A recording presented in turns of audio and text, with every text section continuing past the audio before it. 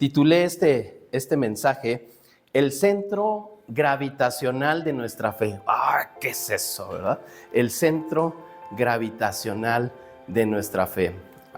Va pregunta para los que están en la escuela todavía. ¿Cuál es nuestro centro gravitacional? ¿Quién me dice? A ver, para ver si les pongo palomita o tache. ¿Cuál es nuestro centro gravitacional? Bueno, para no evidenciar a nadie, es el Sol. Todo gira alrededor del Sol. Si el Sol se moviera, sería un desastre. Entonces, ese es el centro gravitacional. Y nuestro planeta también tiene que ver con el centro gravitacional, y por eso las cosas están aquí, no están flotando, ¿verdad?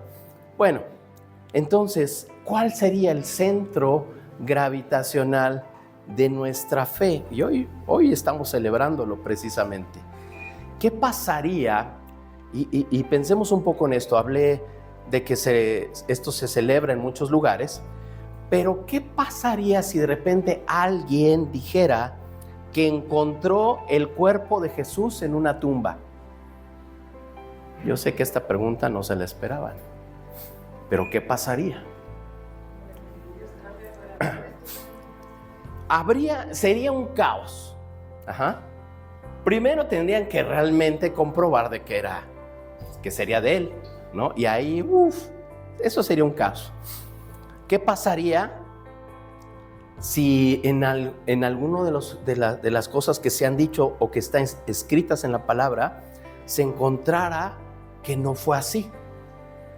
Entonces no tendría ningún respaldo nuestra fe. Y dice aquí la palabra del apóstol Pablo que sería vana. Y ahorita vamos a aprender un poquito de qué se trata. Allí en la primera carta a los Corintios, te voy a leer en el capítulo 15, primera carta a los Corintios, y vamos a leer todo este pasaje, por lo menos hasta el verso 22. Además os declaro, hermanos, el evangelio que os he predicado, el cual también recibisteis, en el cual también perseveráis, por el cual asimismo, si retenéis la palabra que os he predicado, sois salvos si no creísteis en vano. Porque primeramente os he enseñado lo que asimismo recibí, que Cristo murió por nuestros pecados, conforme ¿a qué? A las Escrituras, y que fue sepultado y que resucitó al tercer día conforme a las Escrituras, y que apareció a Cefas y después a los 12. Después apareció a más de 500 hermanos a la vez, de los cuales muchos viven aún y otros ya duermen. Después apareció a Jacobo, después a todos los apóstoles, y al último de todos, como a un abortivo, me apareció a mí, porque yo soy el más pequeño de los apóstoles, que no soy digno de ser llamado apóstol, porque perseguía la iglesia de Dios. Pero por la gracia de Dios soy lo que soy, y su gracia no ha sido en vano para conmigo. Antes he trabajado más que todos ellos, pero no yo, sino la gracia de Dios conmigo, porque o sea yo, o sean ellos, así predicamos y así habéis creído. Pero si se predica de Cristo que resucitó de los muertos, ¿cómo dicen algunos entre vosotros que no hay resurrección de muertos? Porque si no hay resurrección de muertos, tampoco Cristo resucitó. Y si Cristo no resucitó, vana es entonces nuestra predicación, vana es también nuestra fe. Y nos somos hallados falsos testigos de Dios, porque hemos testificado de Dios que Él resucitó a Cristo, al cual no resucitó, si en verdad los muertos no resucitan. Porque si los muertos no resucitan, tampoco Cristo resucitó. Y si Cristo no resucitó, vuestra fe es vana, aún estáis en vuestros pecados. Entonces, también los que durmieron en Cristo perecieron. Si en esta vida solamente esperamos en Cristo, somos los más dignos de conmiseración de todos los hombres. Mas ahora, Cristo ha resucitado de los muertos. Primicias de los que durmieron es hecho. porque por cuanto la muerte entró por un hombre, también por un hombre la resurrección de los muertos. Porque así como en Adán todos mueren, también en Cristo todos serán vivificados. Hasta ahí vamos a dejar la palabra. Analizar este pasaje nos habla de una reflexión muy profunda y espiritual de qué sucedió ese día de la resurrección. Y bueno, el suceso que conocemos y el que hemos leído y todo lo que más se conoce en este día, precisamente es cuando van las mujeres al sepulcro y ven que la tumba está vacía, regresan, lo anuncian, Jesús no está. La tumba está vacía. Y por eso decíamos hace un momento, bueno, ¿qué pasaría? Pero sabemos y confiamos en lo que Él hizo por nosotros. Y hablábamos de un centro gravitacional, algo que rige, algo que no se puede mover, y es lo que sustenta nuestra fe. Y Pablo aquí empieza a decir un montón de cosas. Bueno, y si Cristo no resucitó, entonces ustedes están en sus pecados, no son salvos. Y si esperamos todo en Cristo, somos los más miserables que puede haber. Vana sería nuestra fe. ¿No tendría caso estar aquí? No tendría caso. ¿Qué vamos a predicar? ¿Qué vamos a compartir? Ahora, hay muchos hechos que soportan, incluso históricos, la resurrección de Jesús. El más importante es que esa tumba está vacía, que no encontraron el cuerpo de Jesús y que después, como dice aquí Pablo, Él se apareció después de haber resucitado, se apareció a muchos. Y esa es la manera también de comprobar. Si aquí nosotros quisiéramos, ¿y cuántas veces te han engañado con cosas? Oye, escuchaste. Y si tú no viste, o no te enteraste, o no leíste en el periódico, o bueno, hoy hay muchas formas, ¿verdad?, de poder documentar, ¿no?, que las cosas suceden, y de repente tú te quieres escapar y alguien te grabó. Y yo no estuve ahí, pero oye, ¿eres el que está aquí? Y ahí está, ¿no? Si la resurrección hubiera sido en este tiempo, habría mucha documentación digital del hecho, ¿no? Pero en aquel tiempo todo se escribía, todo se decía de boca en boca, y por eso es que Pablo dice aquí, después, verso 6, apareció a más de 500 hermanos a la vez, de los cuales muchos viven aún. Por si lo quieres comprobar, muchos de los que se les apareció todavía viven, decía Pablo. Bueno, vamos a ver entonces por qué la resurrección es este centro gravitacional. ¿Por qué la resurrección, el punto 1, no es opcional? Es el eje de todo. Y Pablo dice en este versículo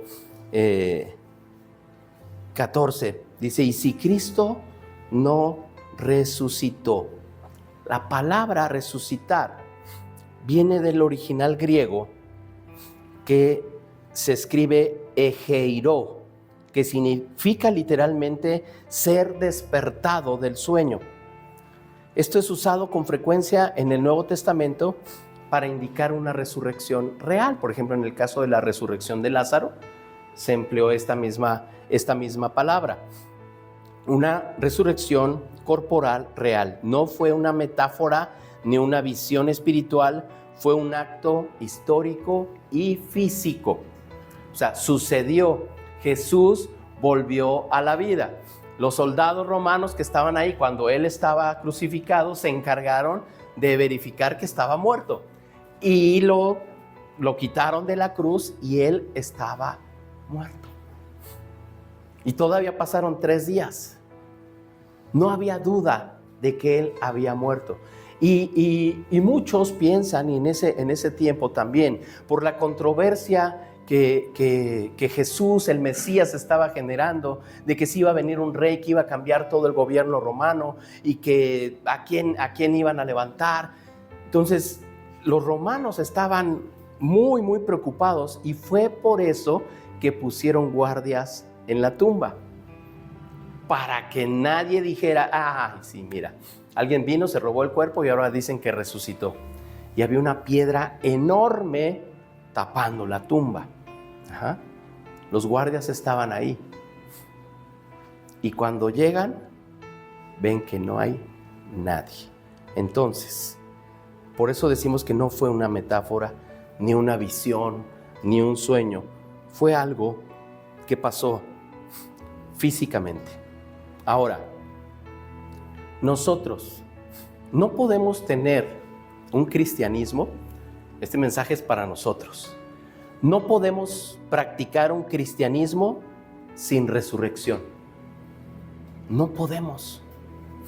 No basta con creer que Jesús es bueno o que sus enseñanzas son buenas o que aquí está una ley moral que seguir. No basta con eso. No basta nada más con saber que Él fue un maestro o un mártir que murió por nosotros. Si tu fe no se basa en el Cristo vivo, entonces estamos construyendo sobre arena. Si tu fe no se basa en un Cristo que venció la muerte, entonces necesitamos nosotros practicar nuestro cristianismo de esa forma. ¿Tu vida refleja que sigues a Cristo resucitado o una simple idea religiosa? Esto yo lo menciono muy frecuentemente porque hay una diferencia abismal entre saber. Alguien que ve una película de Jesús puede saber de Jesús, pero no puede vivir esa vida en victoria que Él da. Entonces, muchos religiosamente les decía, en esta semana, se hace y se ve de todo. Personas que en todo el año no se acuerdan de Dios, pero en esta semana no come carne.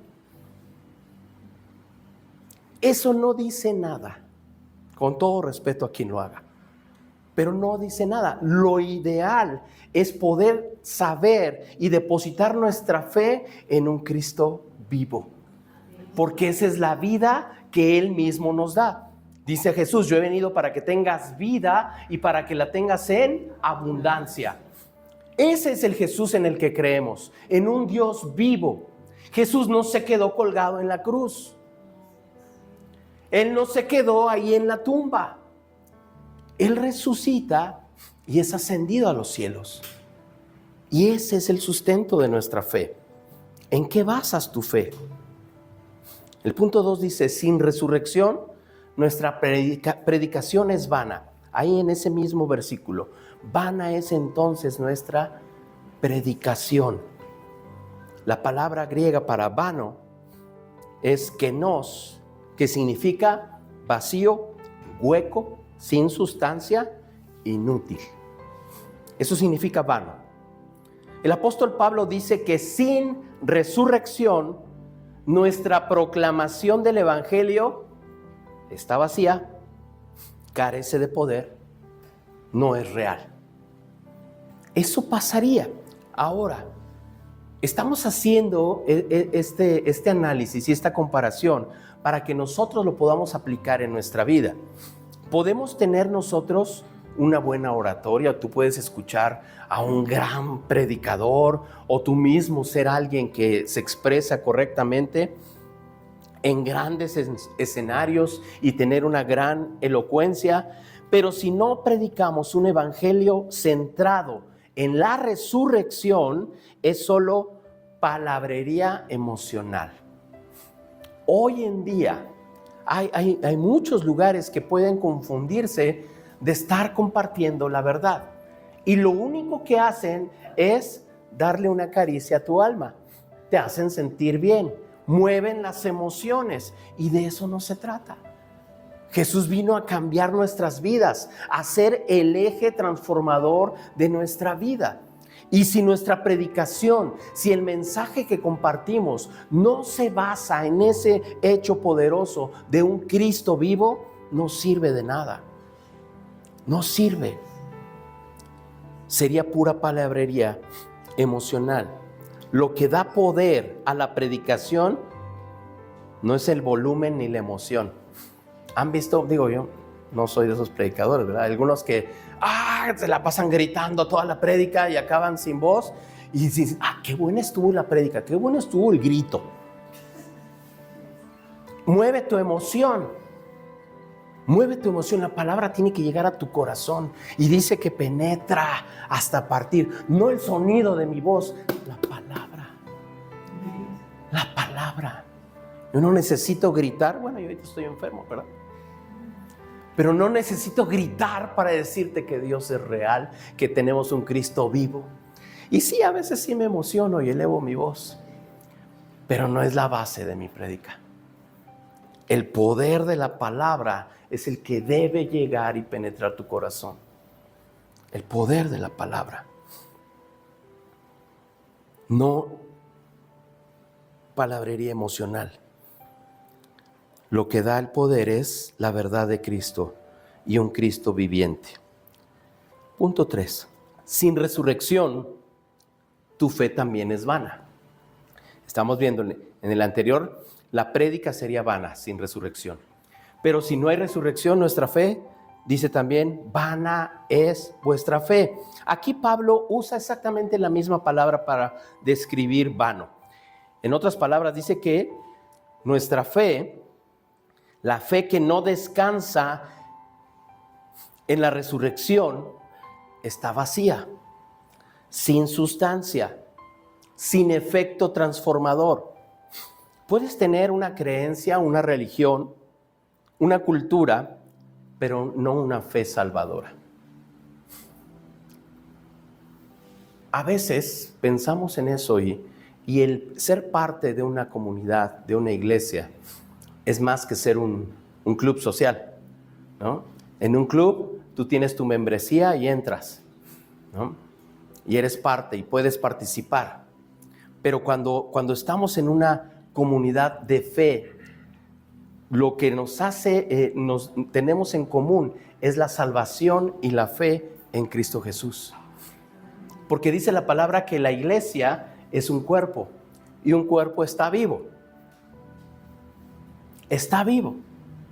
Un cuerpo respira, se mueve, vive. La iglesia, ese es el cuerpo de Cristo y Cristo está vivo. Y el poder de la iglesia, cuando nosotros vamos y compartimos y vamos a una comunidad o vamos a la cárcel a predicarles o vamos a las misiones o vamos a otro lugar, somos nosotros como representantes de Dios. Somos los pies y las manos de Cristo. Cristo está vivo y Él vive en nosotros. La fe cristiana no es una fe en una cruz vacía. Muchas veces podemos equivocarnos y poner nuestra mirada en cosas en lugar de aquel que dio su vida por nosotros. No adoramos nosotros una cruz. La cruz está vacía. Confiamos y adoramos lo que pasó en esa cruz. Porque Jesús tuvo que ser clavado en esa cruz para morir por cada uno de nosotros y pagar así nuestra deuda del pecado. Solamente así. Entonces, ¿representa algo grande? Sí, pero no la estructura, ¿verdad? No los maderos que utilizaron. Aguas con el que te quiera vender la astillita de la cruz de Jesús que se encontraron en Turquía o no sé dónde.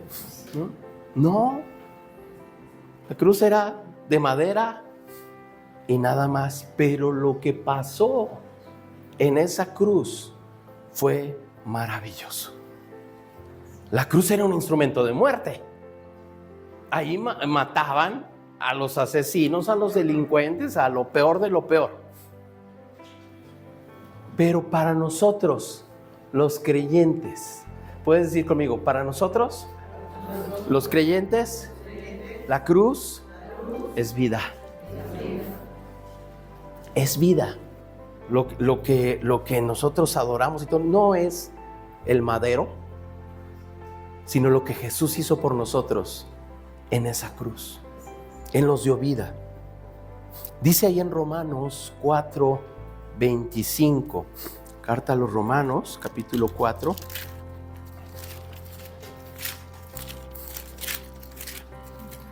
En el verso 25 dice: el cual fue entregado por nuestras transgresiones y resucitado para nuestra justificación.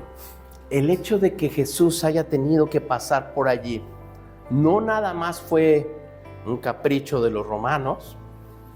Ya estaba establecido que Jesús tenía que pasar y dar su vida por nosotros. Dice Romanos: fue entregado por nuestras transgresiones y resucitado para nuestra justificación.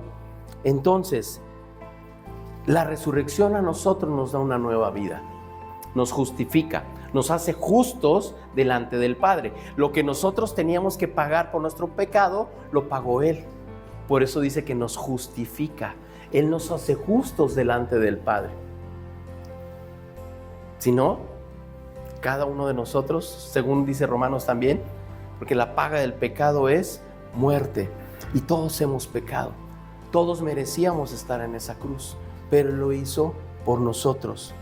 Él lo hizo por mí, por cada uno. Eso fue lo que Él hizo.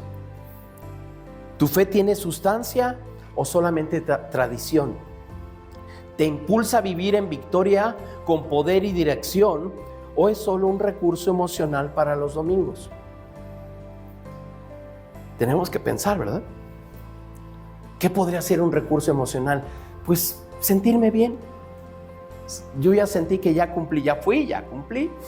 Y después, yo espero, no me digan qué van a hacer después, pero que no se arruine este momento glorioso espiritual y de victoria y de celebración que estamos teniendo. Hoy estamos celebrando que Jesús vive. Y eso es lo más importante. Punto 4, la resurrección como veredicto divino. Aunque este pasaje de 1 Corintios 15 no lo dice directamente, todo el contexto bíblico nos lleva a entender la resurrección es ese veredicto de Dios Padre sobre la vida y la obra de Jesús. Dice ahí en el libro de los Hechos, capítulo 2, versos 23 y 24. El apóstol Pedro declara aquí: a este entregado por el determinado consejo y anticipado conocimiento de Dios, prendisteis, al cual Dios levantó, suelto los dolores de la muerte. ¿Quién lo levantó? Dios. Dios lo levantó. Aquí esta palabra levantó es anistemi, que se usa en el contexto legal como restablecer a alguien en su derecho. Cuando aquí habla en este pasaje de Hechos de que Dios lo levantó, le está restableciendo su derecho. Dios estaba diciendo: este es mi hijo. Todo lo que dijo es verdad. Todo lo que Él proclamó es cierto. Y lo está respaldando Dios mismo. La resurrección es el respaldo celestial a todo lo que Cristo enseñó. ¿Tomas en serio sus palabras? ¿Vives bajo la convicción de que el reino del cielo dio testimonio de Él levantándolo de los muertos? La resurrección es lo más importante, mis hermanos. Es el sustento de nuestra fe. Es el sustento de nuestra fe. Si Cristo no resucitó, todo se desmorona. Todo se sale de control. Si Cristo no resucitó, no tenemos ese eje gravitacional. Si el sol se mueve de lugar, la tierra sería un caos. Si Cristo no resucitó, todo se desmorona. Pero si resucitó, entonces todo tiene sentido. Todo tiene sentido. Nuestra vida tiene sentido, tiene propósito, tenemos identidad. Somos la sal de la tierra, la luz del mundo. Somos más que vencedores por medio de aquel que nos amó. Somos hechos sus hijos, somos coherederos con Cristo. Entonces todo tiene sentido. Todas las promesas que Dios nos ha dado, todas las promesas que encontramos en su palabra, son para aquellos que hemos puesto nuestra fe en aquel que resucitó, en aquel que vive y reina para siempre. Por eso es el eje de nuestra vida, por eso es el eje de nuestra fe, la resurrección. Y Él ha resucitado. Entonces todo tiene sentido. ¿Ya ven que sí levanto la voz? Todo tiene sentido. Todo. Todo. En una ocasión le preguntaban a un pastor, lo vi en un video, que decían, bueno, ¿cómo me puede comprobar de que la salvación, el cielo? Dice, ¿tú no crees? Y ella decía, no, yo no creo. Pues mira, tan solo que por lógica o por conveniencia. Pero mira, si llegamos al fin de los días, al fin del mundo, dice, y tú tenías razón, y no hay nada después de la muerte, ¿yo qué pierdo? Pues nada, ya no hay nada, ahí se acabó todo, dice. Pero si llegamos al fin de los tiempos, y hay un cielo y hay un infierno, ¿tú qué pierdes? Lo pierdes todo. Aquí predicamos bajo el sustento glorioso de la resurrección, y es el sustento de nuestra fe. Si Él no hubiera resucitado, ni estaríamos aquí, y todo no tendría sentido. Pero con Él, todo cobra sentido. Pablo, el apóstol Pablo, no teme presentar este peor escenario. Y por eso también fue que yo me animé a decir esto, ¿verdad? Porque decir, oye, ¿y si no resucitó? Eso es lo que estamos celebrando ahora, ¿verdad? Él se arriesgó, pero precisamente porque Cristo sí resucitó, ahora nada es en vano. Cristo sí resucitó, entonces nada es en vano. Así que dice en 1 Corintios, ahí en el verso 58 del mismo pasaje, así que hermanos míos amados, estad firmes y constantes, sabiendo que vuestro trabajo en el Señor no es en vano.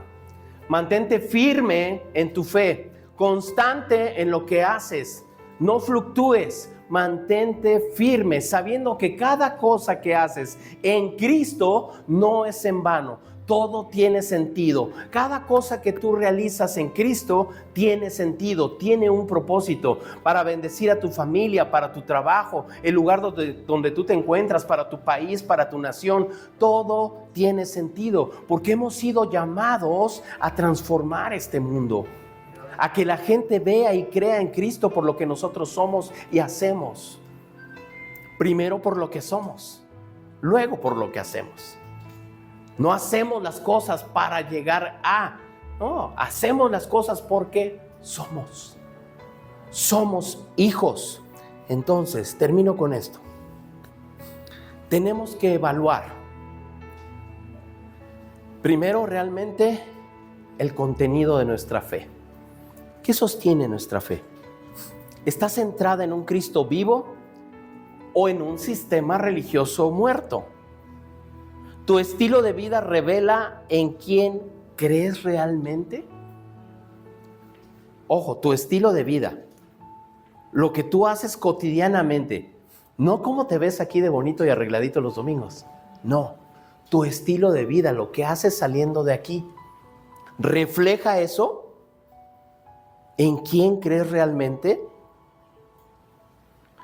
Vuelve a compartir y a predicar con sustancia. No repitas frases cristianas vacías. Habla del poder de Cristo resucitado. Es fácil repetir lo que alguien más dice. Me gustó esta frase, la voy a postear, la voy a poner. ¿no? Y todo el mundo lo hace. Yo no sé si realmente lo sientes o nada más te gustó, ¿verdad? Pero es muy fácil replicar lo que alguien más hace. No vivas de una fe prestada. Vive tu propia fe con sustancia. Ese mensaje, el mensaje de Cristo resucitado, sigue transformando vidas al día de hoy. No es un mensaje caduco, no es un mensaje inservible, es el mensaje de vida que sigue transformando al día de hoy. Y por último, vive con un propósito eterno. Nada de lo que haces por el reino es en vano.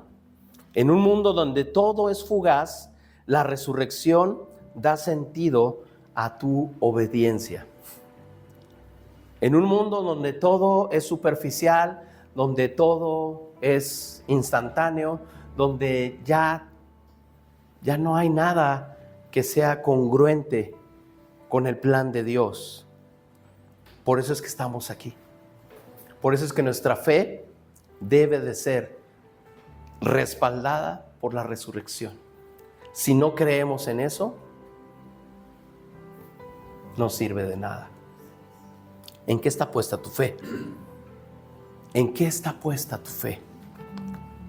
Hoy es un buen día para poder analizar, para poder ver cómo estamos, en dónde estamos parados, si vamos bien o hay que corregir el rumbo, si estamos haciendo las cosas con un genuino corazón para adorar a Dios o nada más por repetir o por ver, tiene que ser algo personal.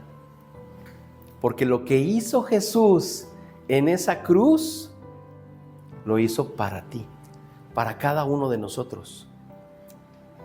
Para cada uno de nosotros. Porque en la mente no nada más Jesús hizo una oración, bueno, por toda la humanidad. Allí estaba tu nombre, en ese sacrificio. Lo hizo por cada uno. Y tienes que apropiarte de ese sacrificio por ti. Porque de repente vemos una película, ay, pobre Jesús, mira cómo sufrió, cuánta sangre, ay.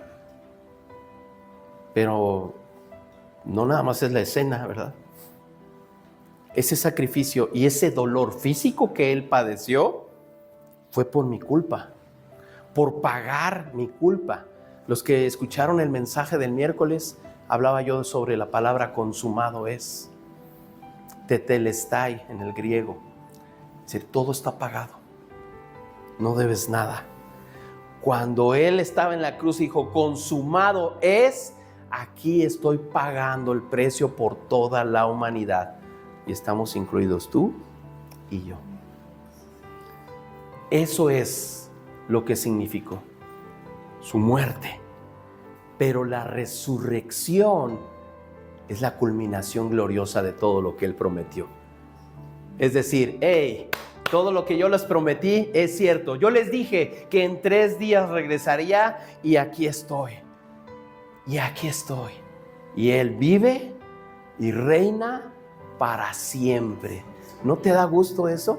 Él vive y reina para siempre. Creemos en un Dios vivo, creemos en un Dios que todo lo puede, creemos en un Dios que transforma, creemos en un Dios que sana, que restaura vidas.